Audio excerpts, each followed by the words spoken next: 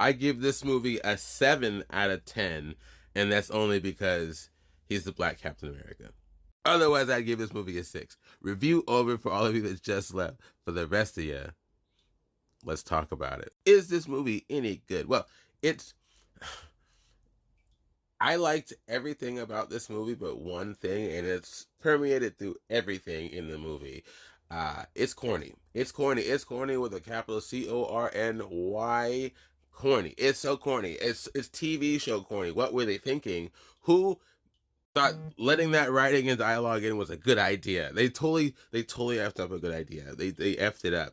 This is I like the story. I like Sam's progression. I like seeing the new Captain America in action. I've been watching all the Captain America movies, Falcon and Winter Soldier, and I've even seen Thunderbolts before this movie. But I have it all connected in my brain. I love the whole Captain America universe and stories that branch off. I love all of them, including this one. I really like Sam's story. I like where he started. I like where he's ended up. They show him really being a real BA person. He's super cool in this movie. The action's awesome, except Disney again turn up the brightness and the clearness in the action scenes. I want to see him being amazing, and he is. They show him doing some awesome stuff in the air, on the ground. The guy is all over the place. He's almost like Spider-Man, flipping and dipping and flying. A true spectacle to see. Sam's amazing, but they did not give this movie the dialogue to back it up. It was so corny. If you see Thunderbolts in comparison, Thunderbolts is way better thought out. Corny at times, but they knew how to balance it. That's the difference. Watch this movie and watch Thunderbolts. See the quality of the dialogue and the writing. It was so corny. But I still loved the story. I still loved seeing each of the beats and scenes. I won't call the movie boring. It just felt like I was watching a TV show, which can be good. But the problem is with even TV shows nowadays is even that the writing with a lot of TV shows we've seen is better than this. Okay, another thing that's interesting about this movie, the villains, the bad guys. Now I'm gonna get into some spoilers. So if you don't want to hear anything else, uh, I will see you later. For the rest of it, let's talk about. I'm getting into it. I'm just gonna say stuff now. Dionisio Esposito.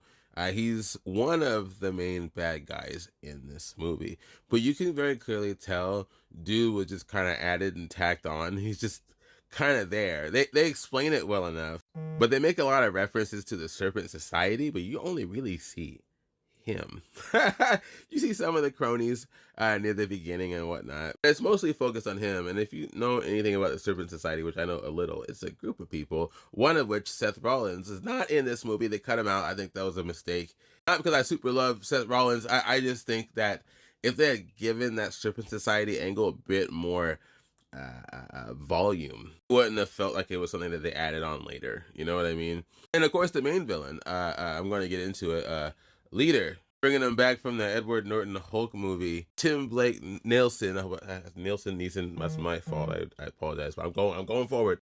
He's awesome in the role. I really like him, but again, the dialogue's so corny. He felt like a 90s superhero villain. You know what I mean? Super villain, whatever I say, super villain. I liked his character too. Again, the movie and its beats move pretty cool, pretty well. I like the ideas and the concepts, but they either felt really corny or not fleshed out enough. For example, he controls people with mind control. That's amazing, awesome. I like that angle. Jessica Jones, David Tennant's character, very similar kind of vibe there. It's kind of cool. You don't know who's mind controlled, who's not until that song goes on and it's on. Very cool touch. I really like that. Actually, I think it's one of my more favorite parts of the movie, aside from, again, seeing Sam Woods kind of, but when you can see it. Still, again, they needed more volume with his character and what was going on. They did pretty good, but still, more and less corniness. Yes, Sam has a new Falcon, and he's awesome. That duo, I have to say, the duo between these two, wonderful. I can't wait to see them in more. Again, super corny, but their moments made the corniness better. It felt genuine. It felt cool. And most importantly, they felt like friends. That's what's cool about the whole Captain America friendship area is all of them. Cap, Steve, Bucky, Sam, now new dude, I can't remember his name. You can feel this kind of chain of friendship between them, you know? I appreciated that they kept that going here. Excellent job. Kudos for that. And yeah, last bet, Thunderbolt Ross, played by Harrison Ford now instead of William Hurt. Red Hulk.